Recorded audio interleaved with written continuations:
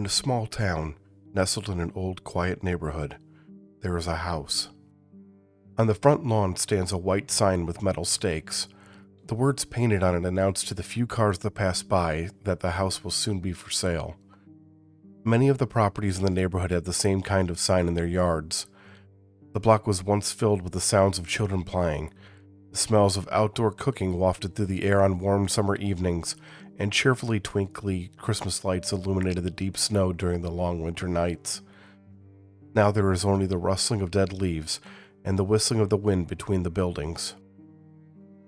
3 stone steps lead up from the overgrown sidewalk. A rustling metal screen door is leaning up against them, its hinges broken in an empty space where the handle once was. When the police arrived, they hadn't been able to get it open, and they had been forced to tear it free from the door frame. The weeds growing in the flower beds have begun to claim it. They grow not only around it, but also through the small gaps in the screen. The house's front door is closed. The white paint is peeling from the wood, and the 2 rectangular windows are smeared with grime too thick to be seen through. Sections are splintered outward or otherwise warped. The door had withstood the battering it had taken from inside the house, but it hadn't escaped destruction without its share of scars. The realtor purchased the home for next to nothing at a bank auction last month. She hopes to be able to flip it for 4 or 5 times her investment. She's hired workers to perform repairs and updates next week, and the first thing they'll be doing is replacing the front door and removing the screen door entirely. Beyond the front door is the living room. It's dim inside even during the day, despite the blinds having been torn from the windows. The light that does manage to penetrate the gloom casts shadows across the floor and walls. The walls and ceilings have brown stains in many places. The stains resemble an abstract created by a manic painter. When they were fresh, they had been a combination of bright and dark red, but as the thick blood has seeped into the wood and dried, it has slowly turned brown. Next week, the blood will be covered with 2 coats of fresh paint. The paint will be a bright color, one that is inviting and pleasing to the eyes of the people that tour the house. Light blue maybe, or perhaps something with a hint of green. The realtor hasn't decided yet. The carpet was originally light gray. It is now almost black from the dust and decay. Large areas are rotted. Multiple places are stained with the same color as the walls, and those sections of the carpet are hard and stiff instead of soft like it was when the family had lived there. One spot in the middle of the carpet is different from the rest. It has miraculously avoided most of the dust, and the original color can still be seen. This is most likely due to a slope in the floor or some trick of how the air flows through the room. Someone with a romantic streak and knowledge of how the bodies were found, however, would be quick to note that this is the same spot where the man and woman's fingertips have been touching from their final act of reaching out to one another. The carpet will be completely replaced next week. The new carpet will be very similar to the old, just clean and fresh. There won't be a single hint to prospective buyers that 2 people have died in the room. A doorway leads out into the kitchen. More of the stains can be found here, although they are fewer and farther apart than the ones in the living room. The dust-covered counter is missing large chunks along one side. A long crack runs down one section near where the oven used to stand. The hardwood flooring has a series of deep scores leading away from the counter and towards the glass doors overlooking the backyard. They had been gouged into the floor when the oven had been torn from its place and thrown across the room. 2 indentations mark where the appliance had come to a stop. Less noticeable is a small gouge in the flooring in the corner of the kitchen. It is barely an inch in width, but it goes nearly twice that far down into the wood. Bits of sharp metal from the tip of a carving knife are still embedded at the bottom of the gash. The realtor got a good deal on a new countertop and flooring at a local supply store. The store was going out of business due to the owner's retirement, and everything was heavily discounted. She had to pay retail for the oven, however, and she still isn't happy about that. Half a dozen carpeted steps lead down from the kitchen into the family room. The walls lining the stairs are covered in scratches. The over 200-pound man had tried to brace himself against them as the small girl had dragged him with one hand up the stairs, the fingers of her right hand digging deep into the flesh under his chin. It had been in vain. The only results of his attempt at stopping the inevitable had been the scratches on the wall and broken fingernails. Scratches on a wall are easily repaired, of course. A small amount of spackling paste applied with a putty knife, some time to let it dry, and some light sanding is all that it will take to get the wall ready for repainting.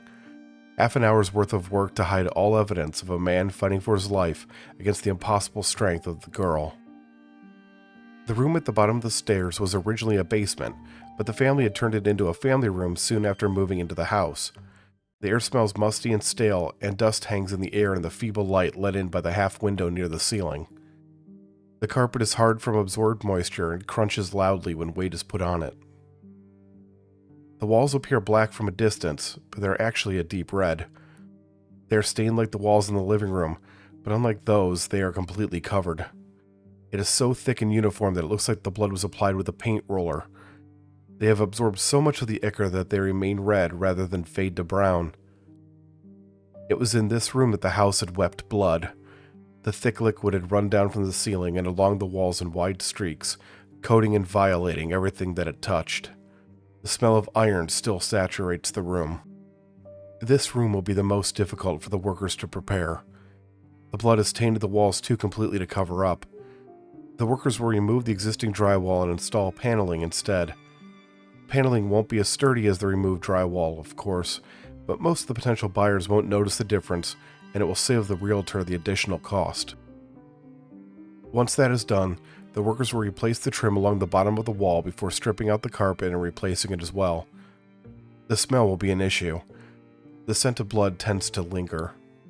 It will take several days of airing the room out to be rid of it. The door on the far side of the family room connects the inside of the house with the garage. 7 concrete steps flanked by a wooden hand railing lead upward to the ground floor. The garage is large, wide enough for 2 cars to be parked inside and still offers storage space. The realtor considers it to be one of the house's biggest selling points. The chain from the automatic garage door opener hangs down from the track. It is looped in the shape of a noose. The skin that had been stuck between a number of the links was removed by the police as evidence, but there are still a few individual hairs that were missed. The workers won't need to do much to get the garage ready. They'll reattach the chain to the opener, sweep up the scattered nails and broken glass, and make sure that the electrical box in the corner is up to code. At the end of each day they're on the job, they'll meet up in the garage to smoke and drink beers, and none of them will notice that a small section of the concrete floor to the right of the stairs is just a bit darker than the rest. In the living room is the final set of stairs in the house, the ones leading up to the second floor. These are the steps that the woman was thrown down as she begged the girl to stop.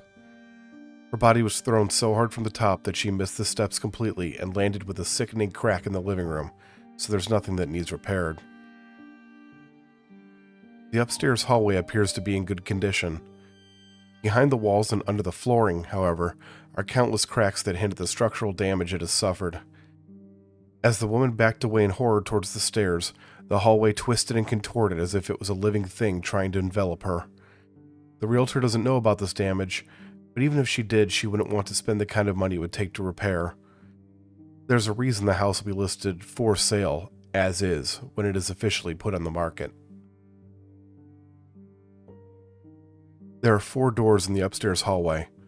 No matter how many times the realtor has opened them, they are once again closed when she leaves and comes back. She's sure that it's due to uneven flooring, and she's made it a point to pick up doorstops before the first scheduled open house. The room closest to the stairs on the right is the bathroom. The workers will need to treat it for mold, as there is some growing at the base of the bathtub and along the bottom of the sink. The seal around the toilet will also need to be replaced. Water had flowed from the sink, toilet, and bathtub.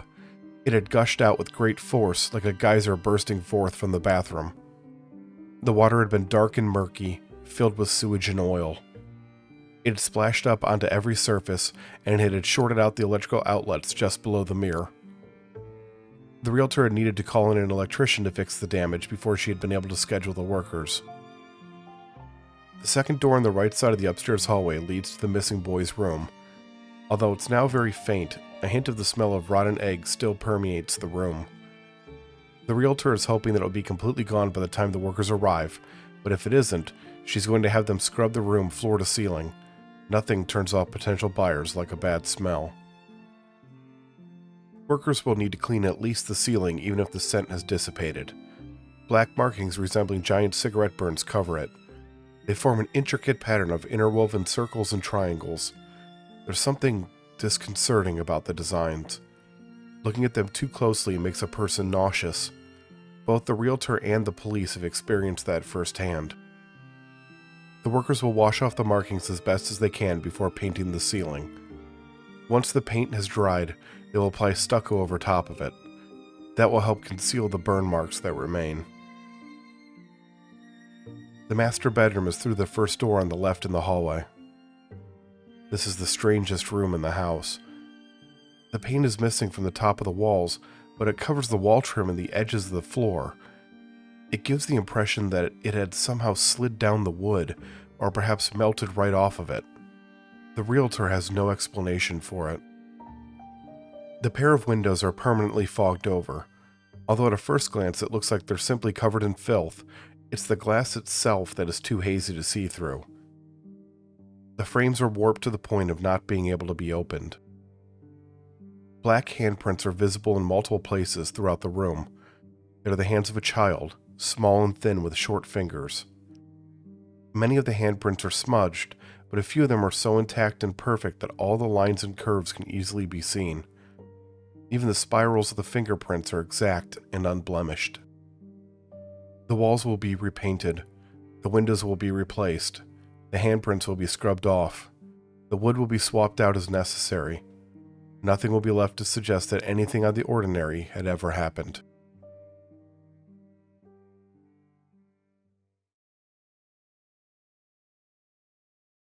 The final hallway door opens into the girl's bedroom. Unlike all the other rooms in the house, there's nothing that can immediately be pointed to as being out of place or in need of covering up. It's the smallest of the bedrooms and it can feel a bit cramped, but otherwise it looks just like any other bedroom in any other house. Against one wall was where the girl's bed had once stood. She had loved to jump up and down on it even though her parents had told her 100 times not to. Next to that had been her little two-drawer dresser. The unicorn lamp that had been placed on it was her favorite thing in the whole wide world. A pile of stuffed animals of all shapes and sizes had stood against the opposite wall. The largest of the toys had been a pink elephant that her father had won for her at the fall festival. Inside the closet had been her nice clothes. Her mother had referred to them as the girl's fancy clothes, the ones that she wore only on nice occasions. She had enjoyed the feeling of the soft dresses with the flower patterns, but her fancy shoes had pinched the sides of her feet, and she hadn't enjoyed walking in those. During the day, her mother had played tea party and dolls with her. Each evening, her father would tell her a story before kissing her on the head and tucking her in. Her brother hadn't come into her room often, but when he did, they would give the stuffed animals silly voices and take them on even sillier adventures. There had been happiness in this room. Laughter had bounced off of its walls. Smiles had been housed beneath its ceiling. Love had been shared. Just beneath the room's single window and nestled under a removable floorboard, inside of a metal box with a broken lock, is a book with a black cover. There are markings cut into the cover with a razor-sharp blade, markings that form shapes and objects that are both nonsensical and meaningful at the same time. Some of them are similar to the pattern of burn marks in the boy's room, but most of them are different, more complex. The material of the cover is torn in places. The pages are yellowed and crackle with age as they are turned. The book has been in the house for decades, and it was written much, much longer ago than that. It is a book that should never have been opened, especially by little fingers. In a small town, nestled in an old quiet neighborhood, there is a house. It is a house of madness, and a house of death. In 2 weeks, it will look like any other house, and it will be for sale.